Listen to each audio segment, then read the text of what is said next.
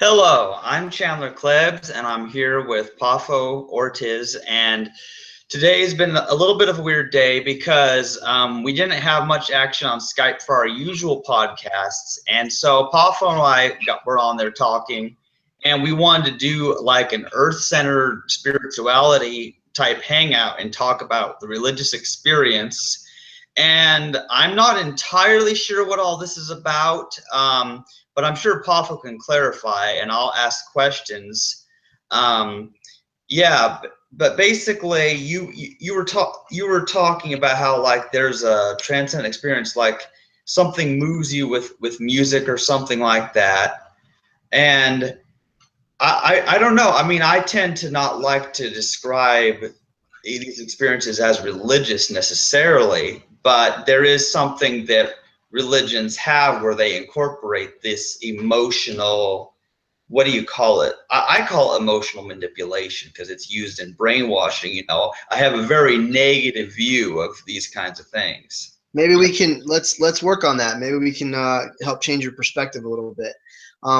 No, we don't have to call it religious at all. Actually, what I'm trying to do and what I represent is taking back that terminology and taking back that concept that it has to be through belief in a supernatural realm or belief in gods and deities, gods and angels and demons. Like that's not necessary for someone to have a religious experience. A religious experience could be something as simple and mundane as standing in front of a waterfall and literally the water is cascading on you and you just look around and you're just surrounded by this awe-inspiring view of the geological formation of like of a rock quarry, and I'm literally describing the last time I was in Portland. This is what I experienced behind Multnomah Falls, and it was incredible. And I felt like I was being baptized, but I was being baptized by the rain and the water and the earth. It started to rain,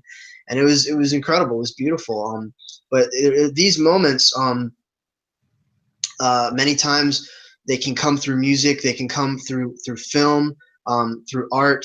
Any form of sort of creative expression where someone else really tunes in to their to whatever it is that moves and inspires them, and they can inspire and motivate other people because there's like a universal aspect to this where we can relate, whether it's the lyrics in a song or the themes in a movie. We've talked many times about Lord of the Rings and fantasy films and stuff like that, and the things that move us most, and it could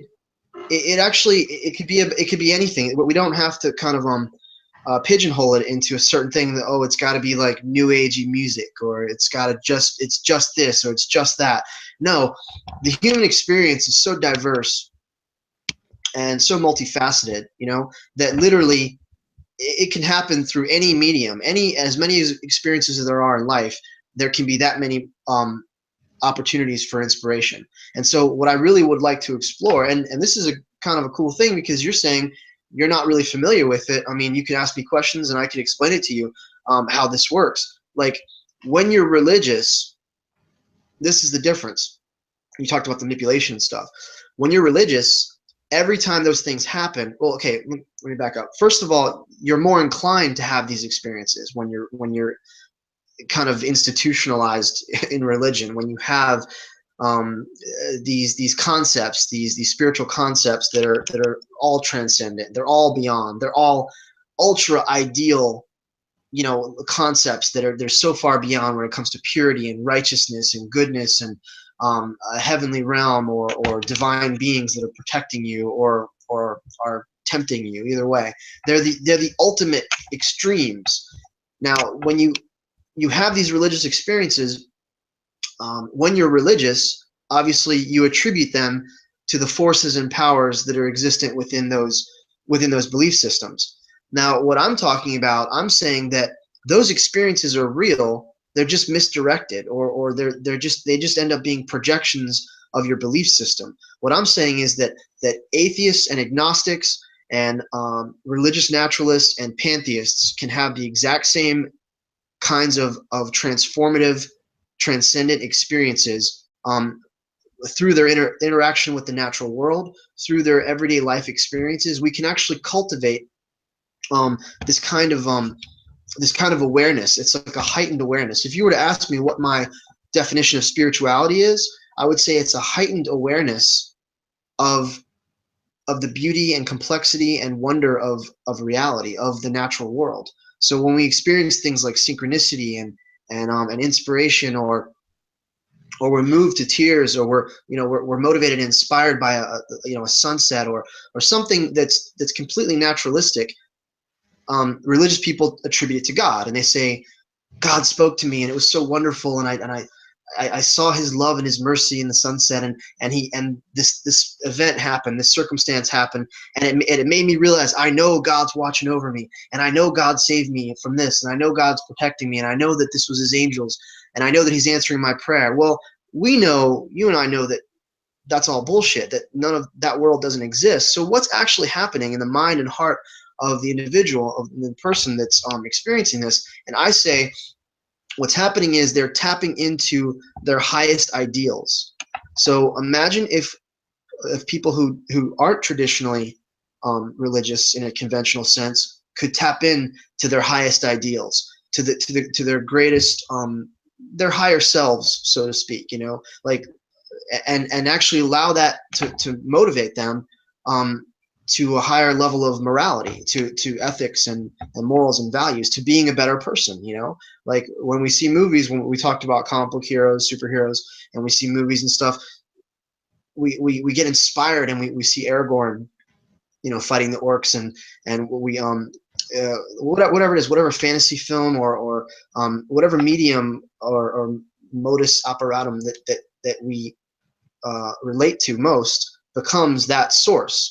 So there's a lot more I could say, but I don't want to ramble on. Well, So you mentioned follow me? synchronicity. What's synchronicity? Sure.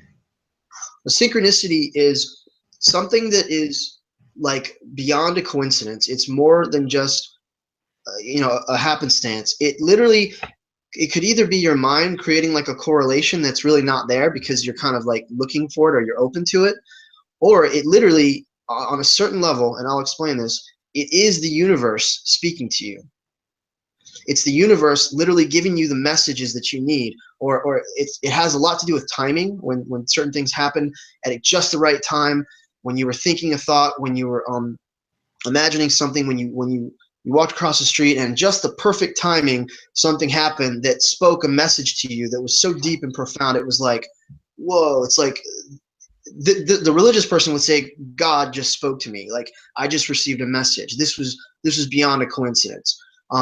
And we would say it's the universe, it's nature speaking to us. Now, we know that nature is not a conscious being. It's not a cohesive conscious entity. But what nature is the culmination of all things, right?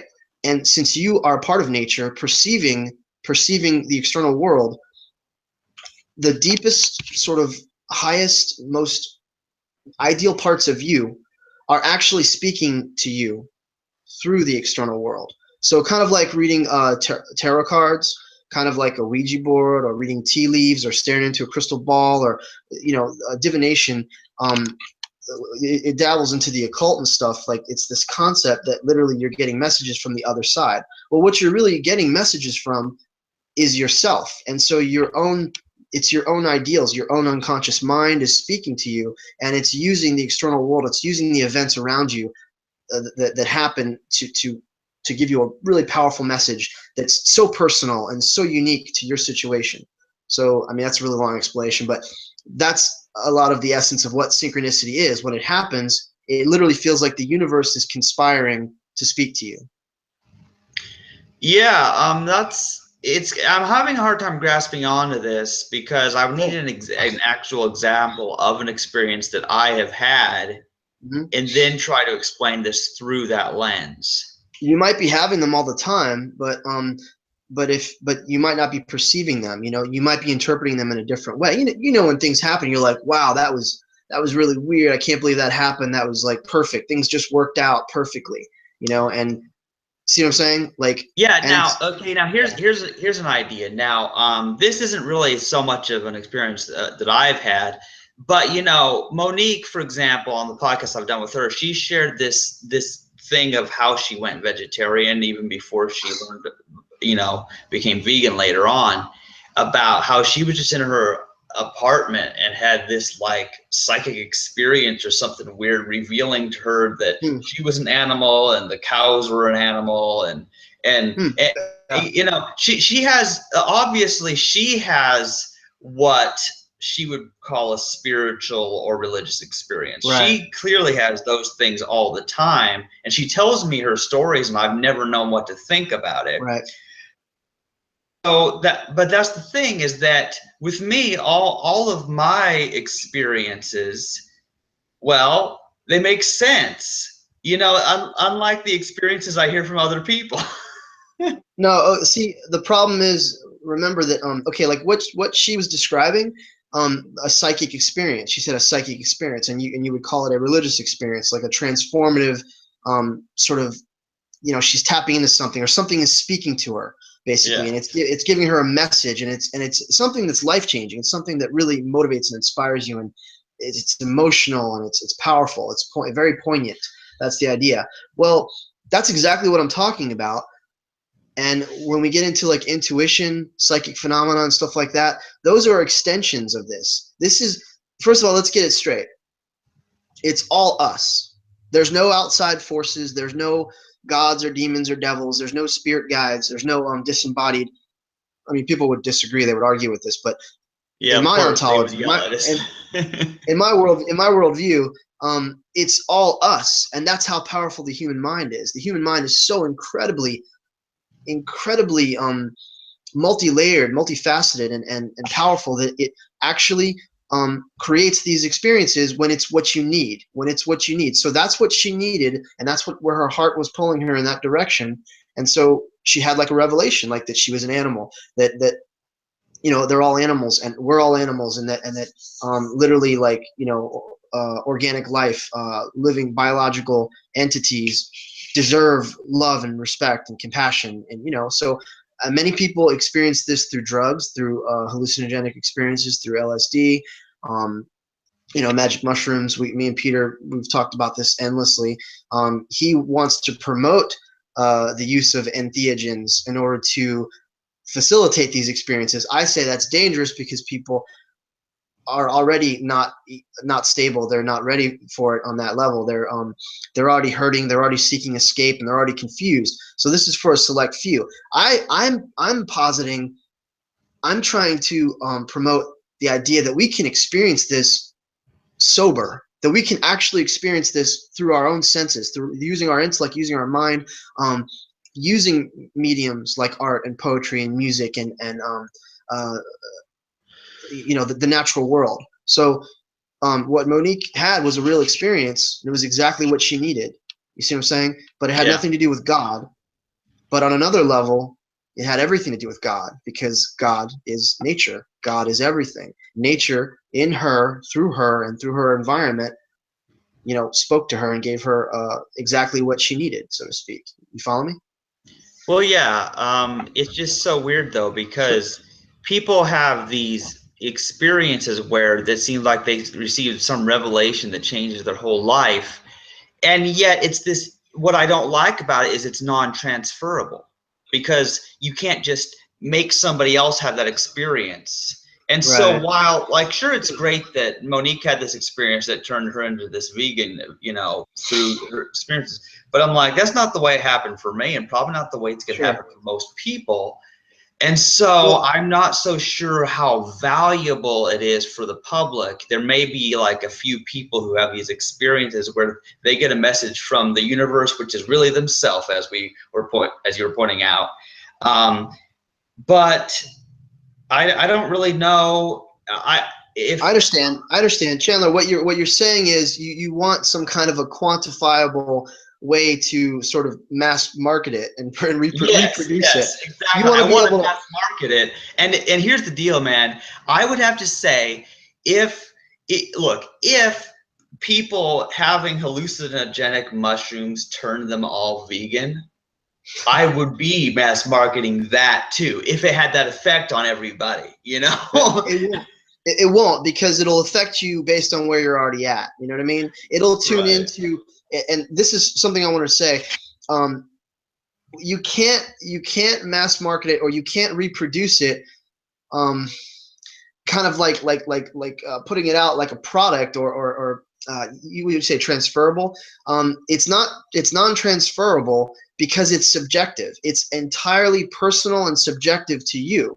So whereas you might get the deepest messages from My Little Pony, I might think it's just a stupid cartoon that doesn't make any. Which is how it usually plays out. Right. Because But yet, hold on. But see, as someone else walks into a giant cathedral and they just feel the glory of God, and they feel, because it's so big and it's so impressive and epic, and they feel this sense of holiness and reverence and awe. I literally like go out into a forest and I see these magnificent trees. I see the redwoods, and I'm looking in the Olympic National Forest, and I'm like, these incredible trees that have been here for hundreds of years, sometimes thousands of years, and they're so ancient and old, and there's a sense of something holy and sacred there. See how it's completely subjective. So whatever your own idea, however it speaks to you, that's the most powerful way. You know, where I get messages from like horror movies. I love horror films, and I get like these powerful, incredibly deep messages through that, where someone else would be appalled and they'd be totally grossed out and think it's evil, okay, where it's not evil to me. So what we're talking about is how it's literally very, very, very personalized. It's a personalized experience that's relevant to you, and that's what makes it so powerful. That's why it can't be sort of mass produced, but it can be cultivated. It can be what's the word? Like, we can create conditions in order to allow this to happen if people are seeking it. I mean, we're talking about is seeking enlightenment and, you know, and transcendence. And so, like I always say, we know there's no transcendent realm, but we can have a transcendent experience, because there are sort of, listen to me very carefully, there are higher dimensions of consciousness, there are higher dimensions of experience and perception that we're not privy to, that we don't have access to. And that just means because we're little organisms on this little planet, and the universe is so gigantic and big. So there are forces and powers in nature that are constantly at work, pushing and pulling, and there's this flux. And sometimes we tune into that, whether it's maybe through the seasons, through the weather, through our own biological systems. You follow me? So yeah, but I want to go back yeah. to okay. See, here's the problem: the fact that these experiences are non-transferable and can't be mass marketed and reproduced is precisely why they seem to have such little value to me. Because, like, for example, Poffo, you know, the value of science and the scientific method is that experiments can be repeated, same conditions, same experiment, they get the same result, cause and effect, very predictable and reliable. And so that's just it. That reliability is what draws so many people to a scientific approach that rejects all subjectivity and wants only objective truth. So how in the world do we merge this? Let's explore this. First of all, okay, let me just answer that. Let me just answer that first. We raise every child learning about microbiology and cosmology and space and physics and astronomy and science. We teach every kid the beauty and the wonder and the glory of nature. Okay, give every kid a microscope and a telescope, and don't indoctrinate him with any Bronze Age, Iron Age myths. Okay, and he'll end up being a pantheist. That's how you create it. If you want to create this, okay, literally teach science, teach teach reality, teach the miraculous inner workings of the human mind, of the brain, of what goes on, the neurological processes, or teach psychology, teach philosophy, teach an earth-centered worldview, okay, that doesn't draw its value, and it doesn't have its emphasis and its importance on just the mystical experience, or on things that are, a kingdom come, a world that's beyond, or an afterlife, or even so much into the past, where things that are not really applicable to everyday life, that things that aren't really relatable. Like, let's get away from all that and let's just focus on what's beautiful and what's true and what's virtuous and what's good and what brings joy and what brings peace and fulfillment, in this real world, in this everyday life, in the tangible physical reality. And that would be a huge start, a huge a jump start and an improvement on where it is right now. Because what it is right now, there's all kinds of myths and fantasy and cultural traditions, and a lot of emotionalism, a lot of emotional experience. And this is a very fine line, because what I'm talking about is an emotional experience, okay? But we cannot base it all on emotion. There needs to be a logical understanding of it. And here's where me and Peter would disagree. He says there's value to the irrational and the illogical. And I'm saying, if you can't draw a sort of a cognizant, a practical, intellectual benefit from it, like a takeaway, then it's useless. So you can have a powerful emotional experience, and then you go right back to your everyday life and nothing changes. So it's got to make sense. You can have a really amazing dream that gives you all the answers to the universe, from the cosmos, okay? But if you don't know what the hell it meant, if you can't interpret it, it's pointless. It's useless. So there's got to be the balance there between the abstract and the logical. And you see what I'm saying? With the emotional and the rational, it needs to be both. Yeah, like, okay, here's another thing. Like, we talked about dreams in the last hangout that you and Peter and I did. Like, of course, I talked about the light bulb dream and stuff. But so here's the deal. I love that, by the way. I would love to interpret that for you, by the way. Oh, I know. Well, see, here's the deal. I wanted to talk about interpretation of dreams because, okay, I was part of this really weird Pentecostal church, okay, and that was the last one I left, and that was when I quit Christianity entirely, because it was. Yeah. It was really freaky. But see, okay, so there was this pastor's wife. She thought she could interpret everyone's dreams. So people were telling her their dreams, and she would interpret it. And of course, they would accept her interpretation as being absolute true and from God. And and first of all, my logical mind, even though I was heavily indoctrinated, I'm like, wait a minute, why wouldn't God? Because I believed in God back then. Just tell the person that, rather than giving them a confused symbolic dream so that they have to talk to this lady so that she can tell them what God wanted to tell them through the dream. And I thought of that. I'm like, I knew it was bullshit. But just for the fun of it, Poffo, I've never told anyone this story, so this is going to be hilarious. But, okay, so I had these recurring dreams when I was about 23, 24, where I was pregnant. I was a woman and I was pregnant, okay? And it's really, really strange, because who knows what sort of way somebody can try to interpret that. So I tried to ask this pastor's wife, and of course we called her Pastor Lori. It's kind of a weird thing. Everybody was a pastor. But okay, so then she told me that God was birthing something in me. Like, well, I mean, how original? Like it doesn't take a lot of thought to come up with that. Yeah, I'm like, how vague.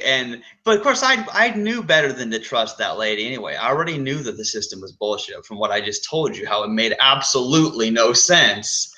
But now, however, since we're going to talk about experiences, what would happen if a person, upon examination of their dreams, figures out what their self was speaking to them and figures out what the dream did mean? Not from, like you said, not from some weird other realm of other beings, but from the self, those emotions, what did it mean? Hey, hold on, Chandler. I want to answer you, and there's a lot of I got in my head I want to say, but okay. You're starting to freeze up. I don't know if the recording's going to be like that, but you're kind of freezing and the audio's cutting out. So yeah, it's okay now, but a little while ago it was messed up. Yeah, just like 10 minutes ago or so, whatever. It actually froze both our video. I could see on my screen where it's frozen. So hopefully it won't do it very often. Right now it looks fine. But yeah, anyway, I want to hear your response to what I was just saying there. Okay, well, first of all, with the woman, okay, obviously, when it comes to the religious, there is this idea that she may very well understand like symbolism, and she may very well have been able to sort of interpret on a certain level, but the real interpretation, the true interpretation, only you will know, because it has more to do with not so much the visual manifestations of what you're actually seeing in your dream, but what you felt when you were experiencing it, like what those sort of objects and themes and events mean to you. That's how you interpret dreams. So to an outsider, from an external perspective, they can have a completely different sort of attitude about something that you're talking about that's in your dream, and so they'll interpret it wrong. But there's a real easy way to do it, is you just ask the person, well, what does that mean to you? Well, how does that make you feel? Well, what does this symbol or what does this represent in your life, or how have you felt about snakes or light bulbs or unicorns, whatever it might be, and because it's your unconscious, it's your subconscious mind that that we're exploring here. So like there is a way that you can very easily interpret dreams, and it just has more to do with understanding the person's own individual feelings toward that subject matter. And so, yeah, I can understand. And this is another thing I want to say. I really do appreciate your skepticism. Skepticism is absolutely necessary and important, especially like in my philosophy. You've got to have a balance of skepticism and imagination, and understanding that we should question things, and we should not believe anything on blind faith. And absolutely, we shouldn't just blindly conform and follow authority. So I applaud you for that skepticism, but at the same time, listen to what I'm saying and see if you can understand the subtle nuances of it. Okay, dreams do have significance. They do have meaning, because it's you. It's literally your own mind that's speaking to you using visuals and sort of your creative, imaginative constructs that are very active when you're asleep. The parts of your brain that deal with logic and common sense and reason and even morality are all shut down while you're sleeping. They're asleep. They're out. And the parts that are firing the most are like the right brain, the amygdala, that deals with memory, imagination. So I have incredible dreams all the time about memories, and they're emotional, but a lot of them don't make any logical sense, because in the translation of it, you get hung up and you're thinking about the specifics, and that's not what it's about. Remember what you felt in the dream. Remember what those things meant to you in the dream, or what they mean to you in life. Don't get hung up on the abstraction of it, because that's what it is. It's abstract language, so to speak. So if you can understand the language of symbolism and metaphor and allegory, and think in terms of abstraction, then it's very easy to interpret dreams. Yeah, see, here's the thing about it is, now, of course, as a determinist, one of my approaches is, well, what would have caused that dream? Because obviously I know things don't just happen for no reason. There had to have been some experience in the past, or some desire for something that would have led to whatever part of the brain was active to generate a dream like that. There's two things. I mean, it could be whatever's going on in your life at the time. What you're going through, what you're feeling, you have anxiety. I think I had a dream last night that I ate pork. That I came in and I smelled something cooking. I just started eating it, and then in the dream I said, "Wait a minute, this is pork. I don't want to do this." Like, so you don't. There's no logic to it, but actually, what the dream had more to do was the nostalgia. I was in my old house where I grew up, and somebody was cooking something, and so you see what I mean? Like it. Remember, there's two things. The dream could have to do with what's going on in your life, so it's speaking a message to you, or it could literally just be you're asleep, and so whatever unconscious thought like comes into your mind, then the abstract mind just runs with it. It just rolls with it. So you could think of a box, you can think of a car, and then all of a sudden you're in a car and you're driving somewhere. You see what I'm saying? But in the narrative of the dream, like the story of the dream, and some people have very elaborate, powerful. I have cinematic dreams all the time with like background, like theme music, and I wake up exactly at the climax. It's crazy. Like I have these incredible dreams that are like films that I would love to make into movies.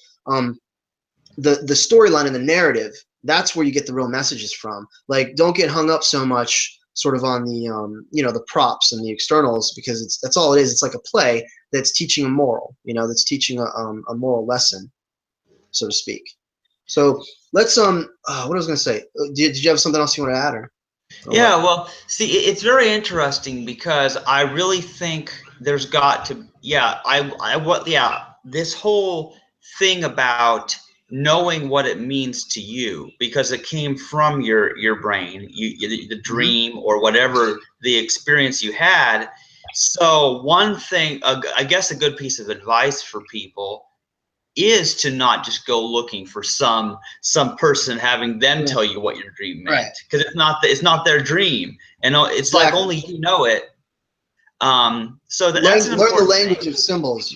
Learn the language of symbols yourself. Learn to understand the language of metaphor and allegory. And that's why like mythology is so important. And if we could take all the religions of the world and we could just say it's all mythology, it's all stories. Now get what you want to get from those stories, and that's it. Stop taking it literally. Stop condemning other people. Stop hating and criticizing and literally going to war for these things that are just stories. It's mythology.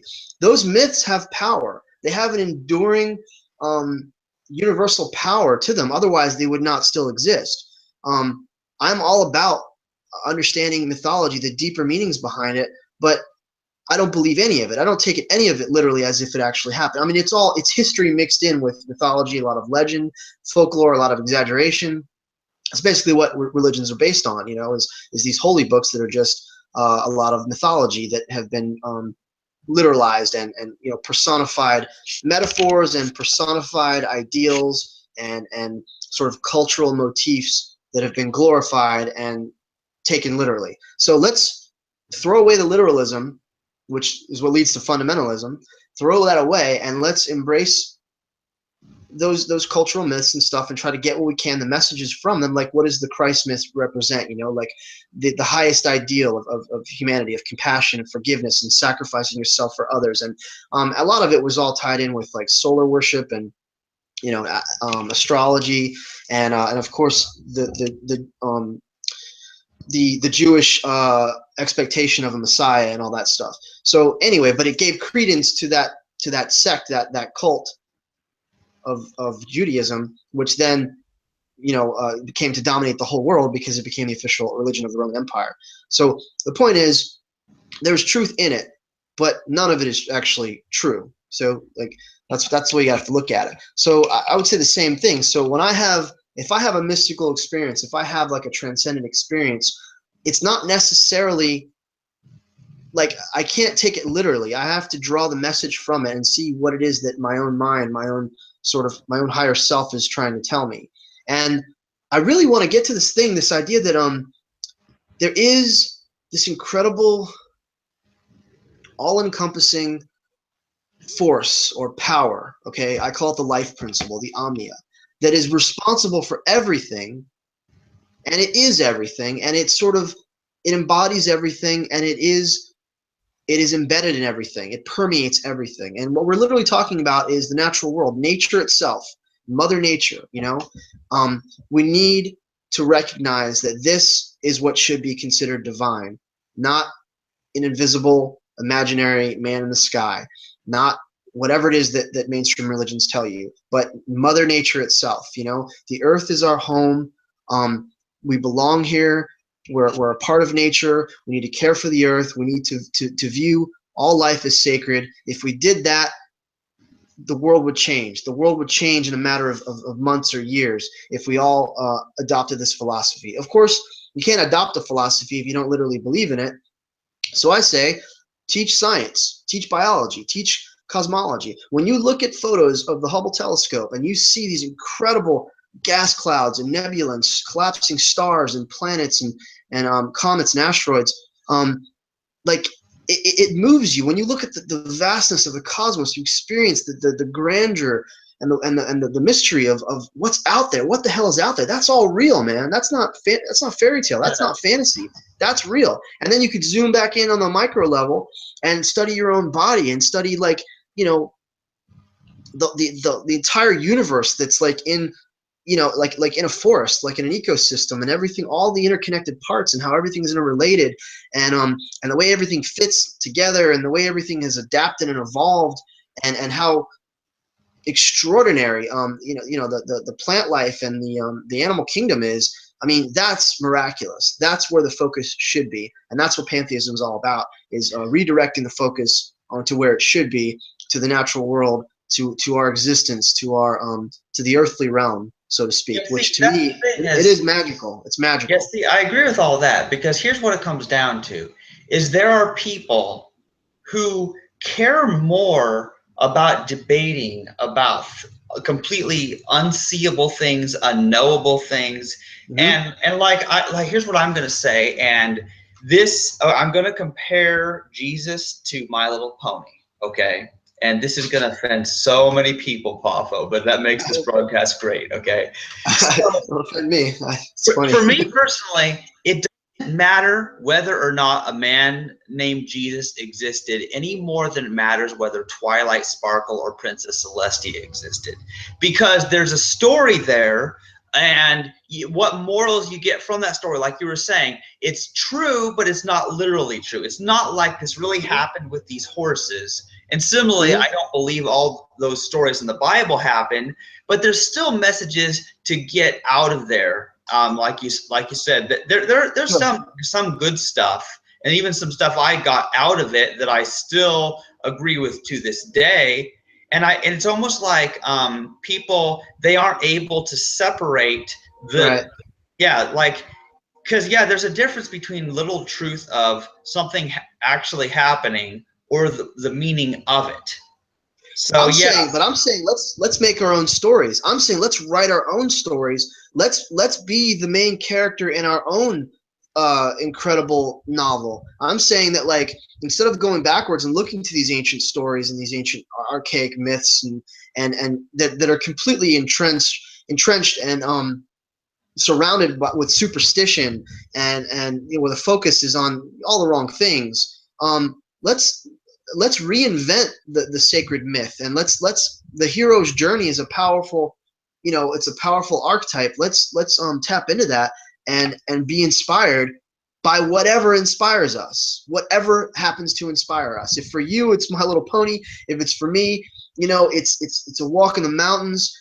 It could be for someone else. It's a passionate, romantic love affair, and literally finding their everything in another person. Which, I mean, that's kind of it's a dangerous thing to do. It can end badly many times, but many people, they find their fulfillment, in falling in love, and that's an incredible aspect of life. So whatever it might be, that moves and inspires you and leads you to be the best that you can be, and again, we have to teach the truth of reality. We have to teach that we are all biological organisms in an organismic system, that, literally everything is dependent on everything else, and teach that we're animals, teach our true origins, where we came from, teach evolution, teach science, like instill like that sense of wonder and mystery. It's already in there in children. Children have it, and we rob them of it. It gets stolen from them. It gets suppressed. It gets squashed out of them.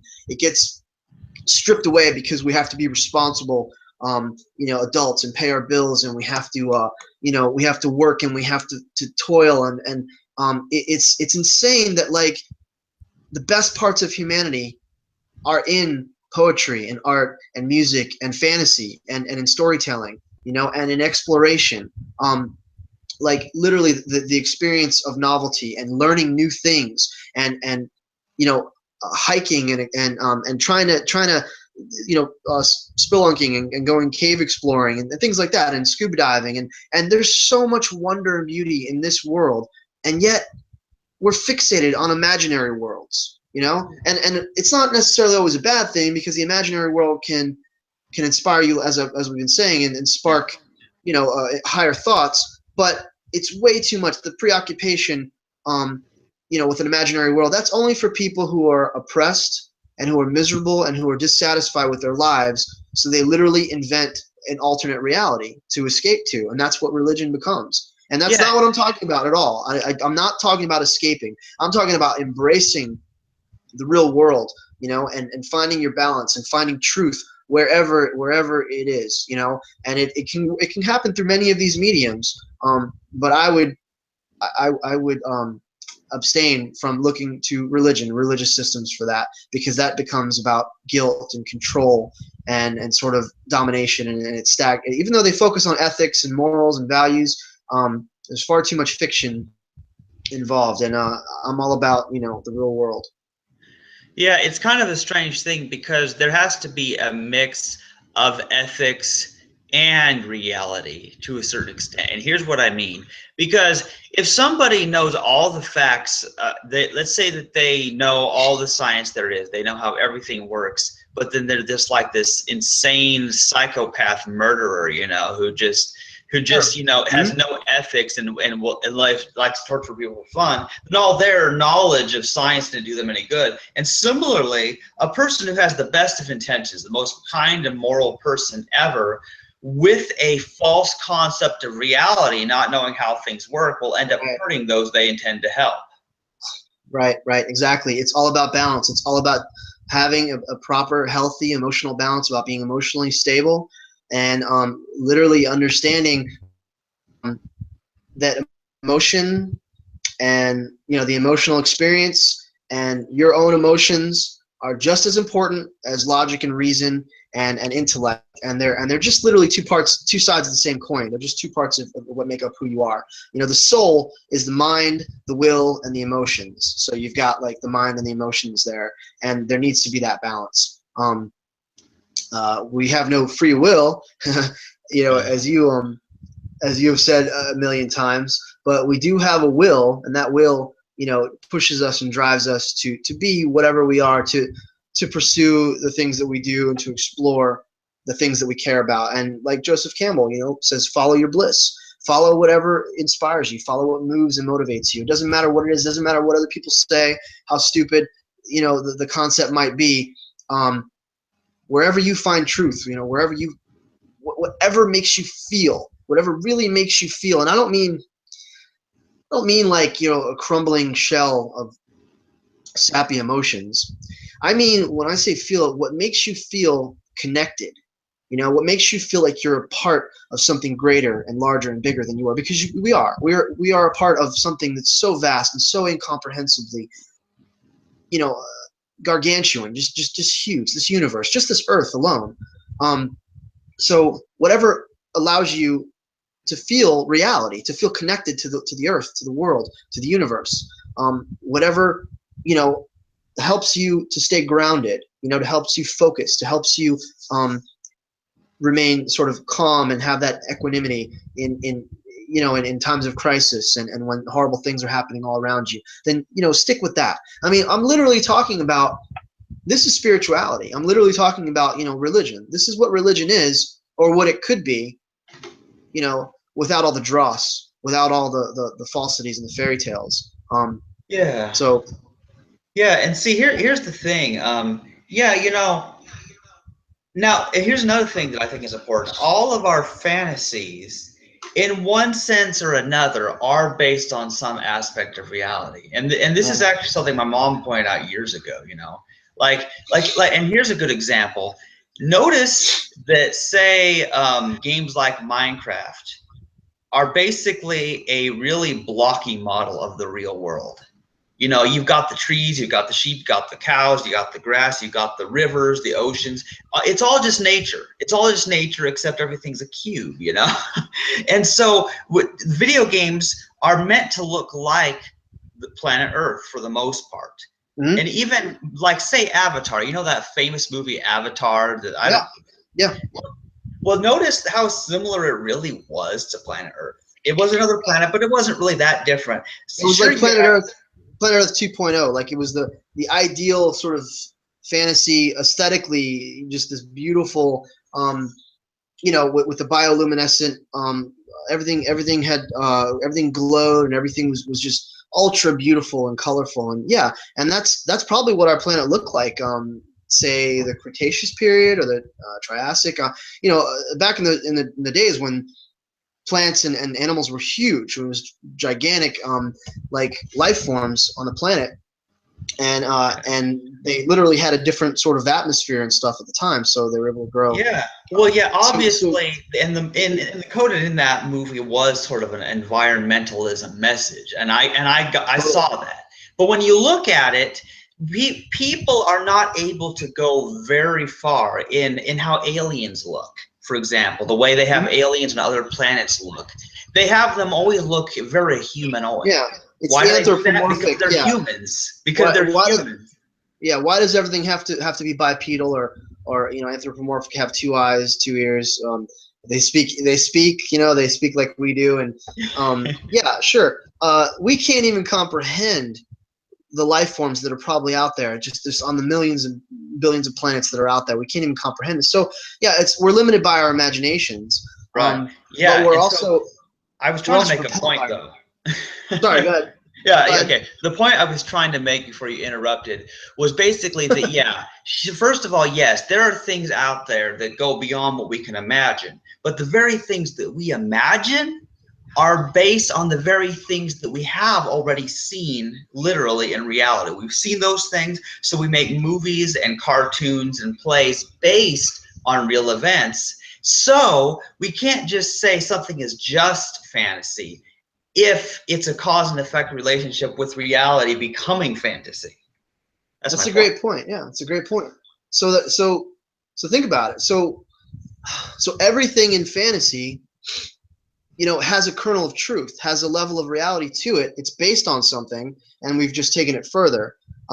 So literally, I've heard these theories that, like, if you can imagine it, then it already exists somewhere. It exists already in some realm, in some dimension, on some planet. It already exists, and that's fascinating to me. Like, maybe it already existed in the past. Maybe it will exist in the future. But imagination is powerful, and it's a key thing to what we're talking about. Definitely. Like, people should learn.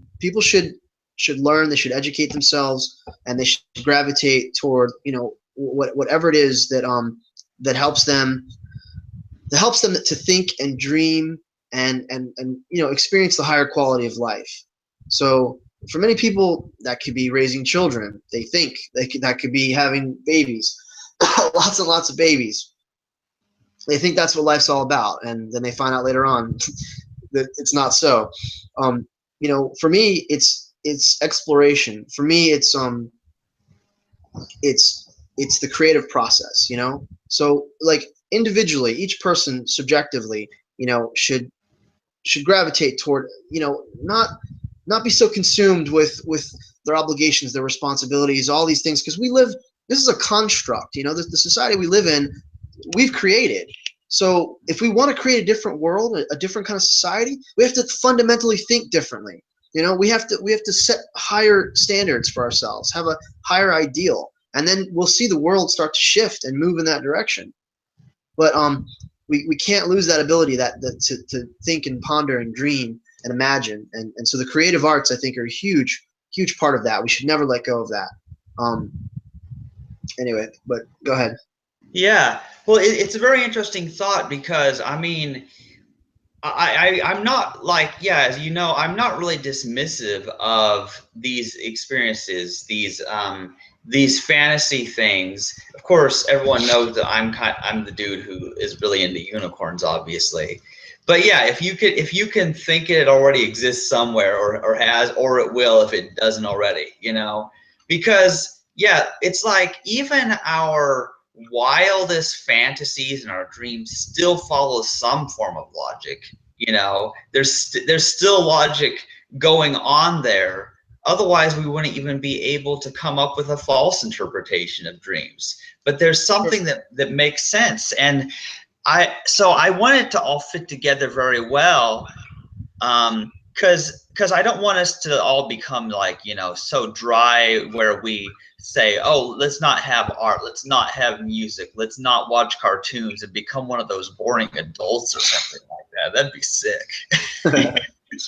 Yeah, it's for creative artistic types, like it never happens because we long for that. We want there to we like there to be mystery and wonder, and we want there to be something that's sort of an alternative.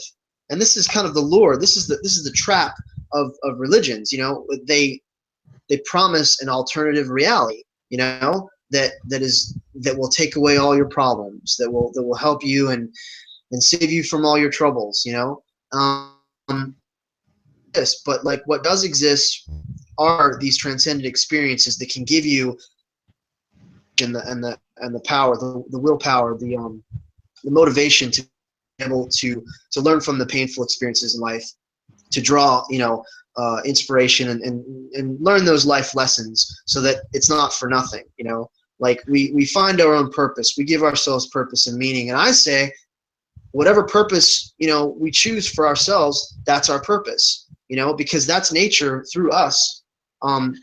Yeah. Seeking the highest good. So it's not Yeah. like there is an overall purpose. It's just like a blank canvas, so to speak. And we bring to the table, whatever we do, like whatever you think is valuable and meaningful. Well, that's what's valuable and meaningful for you, and that's what motivates you in life. I think the purpose of life is experience itself, is education, knowledge, and expansion of consciousness. Yeah, the whole idea of a purpose or a meaning to the universe or whatever is very strange, because you have the religious side which tries to tell you, well, there is a purpose, whether you like it or not. God has a purpose for you, so you better obey, and Right. and so that's really mean in a sense. Like, It's imposed on you. Yeah, it's imposed on you, and so many atheists and stuff, and they say, no, I don't want your purpose. For people like me, it's difficult because I've come out of that, and there is this giant hole. There's this giant vacuum that's saying, okay, what now? Like, I get it. Life has no meaning. There's no God. So then what do I do with my life? And honestly, it's like I have to continuously sort of straddle that line and reevaluate and reestablish, like who I am and what's really worth doing. Is it helping people? Is the vegan movement? Should I just become this like ultra super vegan activist? Or should I counsel people and try to be a therapist with my knowledge in psychology and depression and anxiety with my experience with all that? Like, is that what I'm supposed to do? I want to do what makes me happy, what is the most fulfilling, and literally what will bring the most good to this planet. yeah, So, well, yeah, there's a point I'd like to make, though, and this is a little bit deep and may completely blow your mind, Poffo. But here's blow the my deal. mind. Okay, so I already pointed out the problem of religions imposing this particular purpose that they say that you have, even though you're not satisfied with it, you don't want to do it. And yet at the same time, you've got people who are sort of nihilists as far as meaning, and they're like, oh, nothing really means anything, and do whatever you want because it doesn't matter. But I think there's actually something going on here, and understand this from the perspective that we do not choose that purpose for ourselves, given that we do not have free will, and that the person we are, who we become, is caused by our will and our motivation, which we did not choose, and we become more and more of the person we are. So in a sense, we are like a play or a movie. Our life is like that, and there is a destiny. In a sense, it is predestined, and you just don't know what it is yet till it happens. And I think there's a beautiful way of You're an looking. actor. Yeah, you're an actor in the play, playing the part, so to speak. I mean, if you want to get really deep, and if you want to go down the rabbit hole, we are all God, and we've just forgotten who we are. And so we're acting out the part of being a human, the part of being a cat, the part of being a table, a chair, a rock, a mountain, a forest, a moon.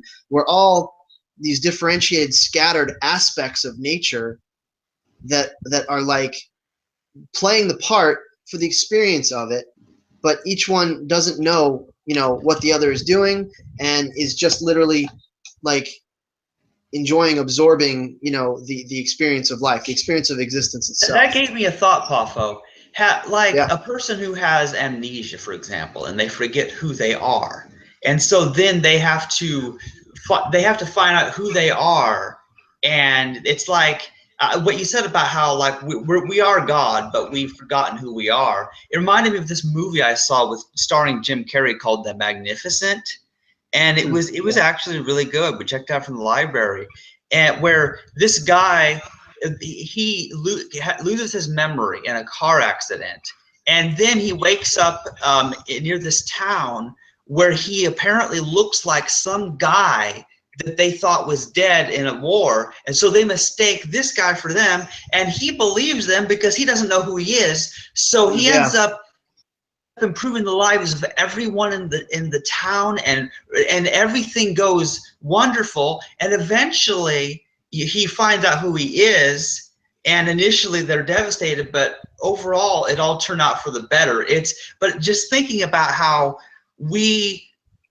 it's like we are under temporary amnesia and forgotten who we are, but once we realize that we are the universe and how connected we are, it's like we've discovered our true self in a sense. Well, it's awesome. It reminds me of Regarding Henry, an old movie with Harrison Ford, where same thing. He gets amnesia. He was kind of a jerk. He was like this.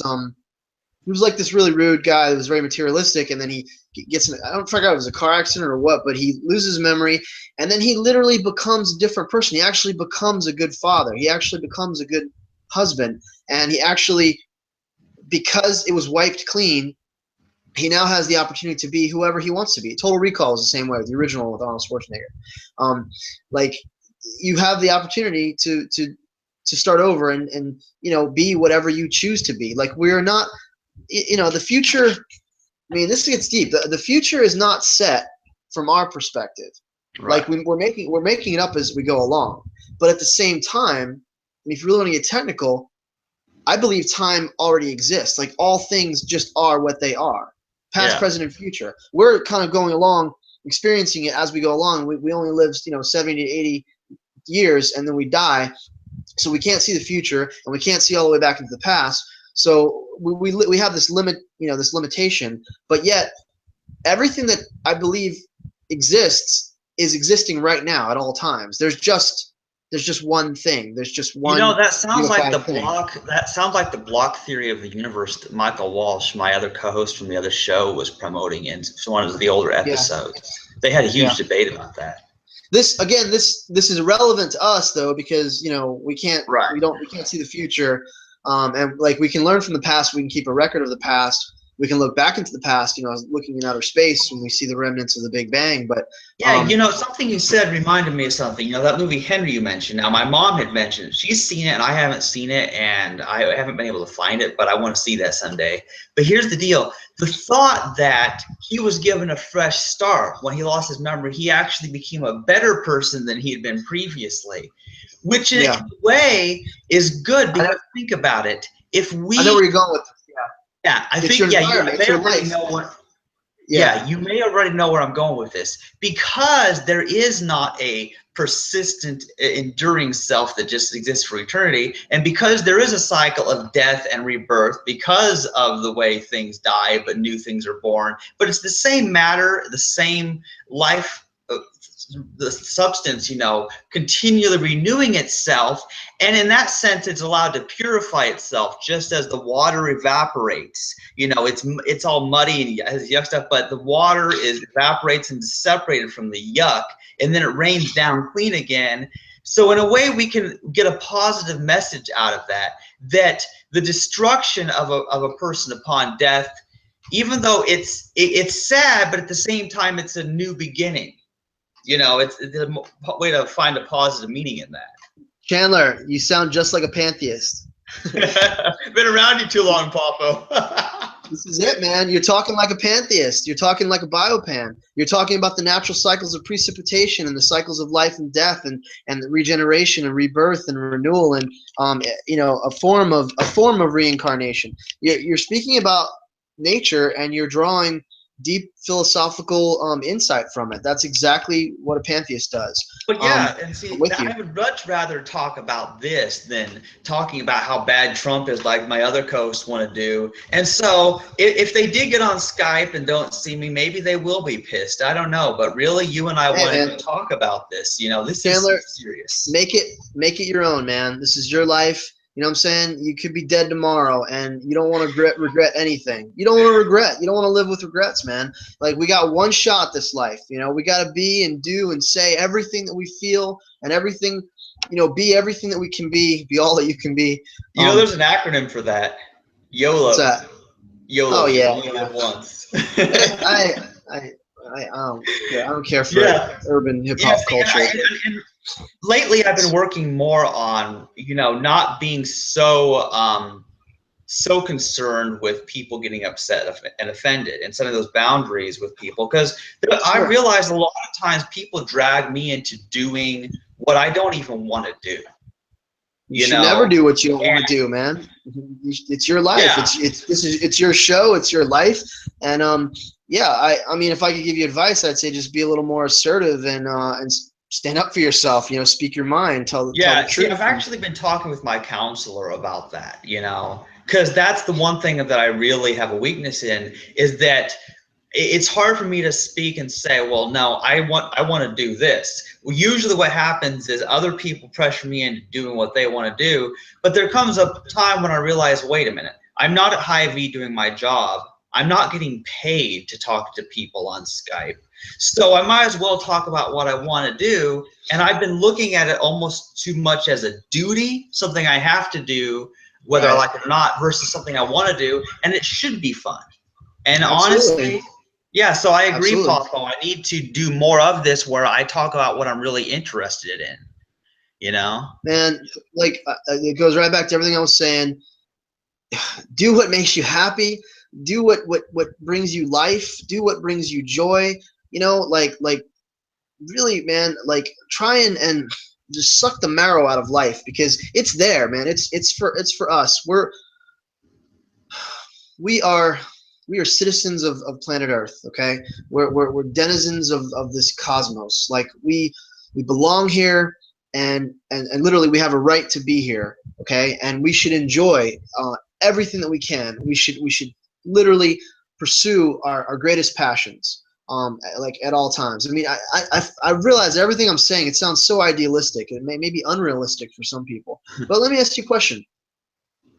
What else in life is worth doing? What else in life would you rather do? What else in life is more important? Like, why would you let other people dictate, you know, how you choose to live your life, man? That's slavery. And I'm far too I don't know, anarchistic, I guess, to submit to that. Well, and so am I. See, that's the thing about it. And Poffo, I have strangely mixed emotions about some things, because, like, on one hand, I'm like, well, people ought to live their life and do what they want. But at the same time, I'm also an advocate of not letting people do things that harm others. And of course. So the reality of it is, if I was the dictator of the country, and I would ban all animal slaughter immediately, you know, and all sorts of stuff, and just absolutely. Yeah, you know. We've talked about it. We've talked about it before, man. I mean, if I ruled the world, eliminate the ability to reproduce, eliminate religion, and get rid of money. Money, religion, and having children has literally caused all the problems in the world. And in its place, institute an earth-based, naturalistic form of spirituality that sees all of nature, all of biological life, as sacred and divine. You cultivate and instill that and educate people in the sciences. I mean, you'll see a revolution, man. You'll change the world. And that's you know what we're trying to do. Poffo, I agree with those things, those three things you just mentioned, highly. But there's something else I want to point out. Notice that a lot of people, because the Christians who believe in an afterlife, they believe that things are all going to be idealistic and perfect somehow, and people will be sinless, and there will be no suffering in heaven. I'm so glad you brought that up. Go ahead. Yeah. Something my about point is, Peter talked about. Go ahead. Right. Yeah. My point that I'm trying to make with that is they are basically believing that God is going to act as a benevolent dictator to force everybody to be good and kind.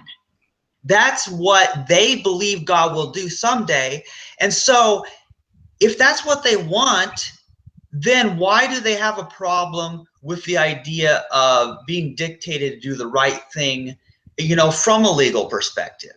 Because it seems hypocritical to want everybody to be forced good in an afterlife and to desire that, but at the same time to be so, what's the word for this? To be so pro-choice, if you will, where they think everybody should do whatever they want, even if it hurts others. That is, I think there's an inconsistency. You take one or the other. Either you go full-blown anarchist where there's not even morality anymore and everyone does whatever they want, or you have some type of thing where people are, to a certain extent, forced to be good. Because that's what we want, a paradise. That's what I want. And they act as if the freedom to be evil is somehow desirable. People value their freedom. People deeply hold on to their liberty. Okay, but the truth is they're all slaves. They're slaves to something else. But I mean, it is a good quality and aspect of human nature that we seek to be free, that we seek to not be ruled and controlled and enslaved by authoritarian power. Okay. If we want to make the world a better place, if we want to create that ideal, that paradise, that heaven, because we know that it's not going to come down from heaven, we know that it's not going to happen in the afterlife, we need to create it ourselves. We need to take responsibility. And what Christianity and all the Abrahamic faiths, what they do is they say, oh, I leave it up to God. It's not up to me, it's up to God. Let God judge. Everything is in God's hands. I trust God. Well, in a way, great. That's a nice placebo, and it gives you, the warm fuzzies, and you could feel like everything's going to work out in the end. Okay, but nothing's going to work out in the end unless we make it work out, unless we take responsibility as stewards of the earth, as responsible citizens, as earthlings, okay, and view ourselves as the caretakers and the keepers of morality on planet Earth. We are the morality of God on planet Earth. We are the voice of nature saying this is wrong, suffering is wrong, killing and slaughtering animals is wrong. Hatred and violence and envy and jealousy and cruelty and all these things, we recognize that. Like, that's nature in us that's grown and developed and evolved to that point. So we need to take responsibility for it.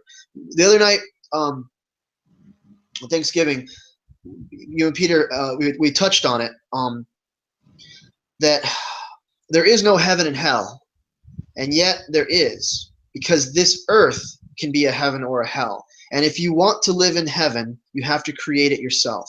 And if you're afraid of hell, then stop allowing, other people, the people in positions of power and authority, to create hell on earth.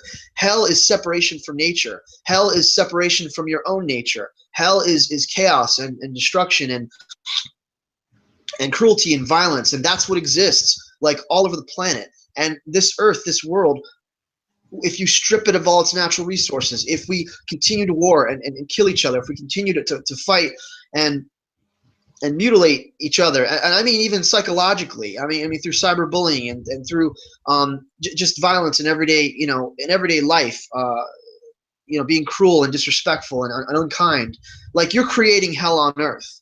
So there's no heaven unless we create it, and it's here on this planet. This is the only chance we got. We have to work together, man. Sustainability, permaculture, a pantheistic ideal. Man.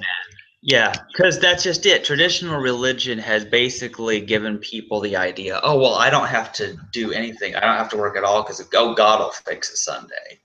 Whereas what we're saying is exactly the opposite. You don't have some other person to just fix everything, which is why humans have to work at it, which is ironic in a sense, because notice that religious people, like everyone else, wants to feel to play some role. It's like they're looking for something to do. They're looking for a purpose, for a meaning. So in other words, they want to make a difference. However, under the theistic systems traditionally, you have no purpose because God is just going to do it. So there's actually more meaning, Well, under a they have pantheistic or atheistic perspective. Yeah, I mean, they have a purpose. It's to it's to glorify God for eternity. It's to grovel and praise and worship and worship at His feet and be thankful and show gratitude to God forever for saving us from the invisible disease of sin. I don't know. And to judge. Oh, I remember. It's to be the judges of the earth. That's our reward. Is we're going to sit in heaven and judge with Christ and judge the nations. So our reward is to judge the world, to judge everyone else's bad behavior. It's insane. Well, I can judge people's bad behavior now. I wanted to make a point that, remember, about the heaven and hell thing. We can relate to the religious people. We can say, sure, I do believe in heaven and I do believe in hell, and it's this. It's the naturalistic explanation that I just gave. That we can relate to them. We can say, it's not in some transcendent heavenly realm. It's not in some underworld. It's not in the earth. It's not in some other dimension. Okay, but there is a heaven and hell. Like almost every theme in Western religions, in conventional traditional religions, it actually exists on a real level, on a practical real level, every single theme. And so, like, what Peter tries to do is he tries to give a reinterpretation of it and relate to people and meet them where they're at, and sort of let them keep their traditions and give them a sort of a nuanced, sort of a different perspective on it. And I could do the same thing when I speak to them, but what I'm trying to create is something that just literally does away with all that and starts over and starts from scratch, starts fresh, and can revolutionize the world if we embrace it. If we can embrace the sanctity of life and the divine nature within. That's the point. And I really do need to get going. So we'll need to end this. But sure, man. This has been a really good talk, and I'm really glad we talked about this stuff because I think we made some very important points, and I think we clarified the difference between like a pantheistic worldview and how traditional religious people. We talked about meaning, we talked about purpose, we talked about all this great stuff, and this stuff is highly interesting and rather unique because I don't like just the fantasy that's nonsense that people usually promote. And sure, my other friends are focusing on reality, but they're focusing on things which they can't even do anything about, and they're just so I'm trying to find what can I do that is practical, and I think you're already doing it by being a vegan. You're already doing it. Yeah. With your podcast, you're already doing it by giving me a voice, by giving me a platform to speak. You're doing it. And use this. We can as a tool, and we can find specific topics and stuff we can do weekly, and it can be very positive and enlightening to others. And that's the whole podcast. Chandler's fantasy. Really. And see, I feel like just giving the liberation of Chandler. But I feel like just by giving people, through the podcast, the hangout stuff, giving people a chance to speak their mind, I'm like providing one of the very few uncensored media outlets there are. Because if you listen to radio or television, everybody's a paid person. They're censored in what they can and can't say, and I won't have any of that. People can say exactly what they think, and then I can disagree with them after they've said. I mean, civil discourse,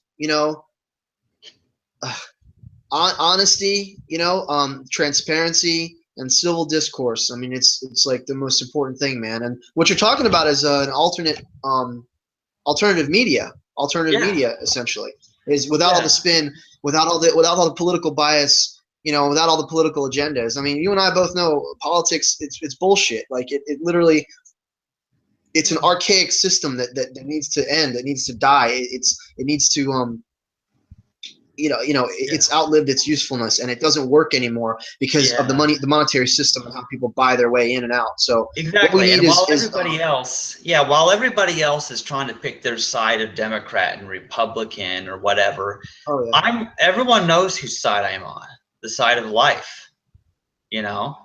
And it's just, duh. It's like, that's great, man. That was awesome. yeah, I guess that's a good note to end with it. Said So, it. yeah, I got to end the broadcast, take a shower, and get to bed, you know? So, That was beautiful. That was beautiful, man. Thanks. okay. That was awesome.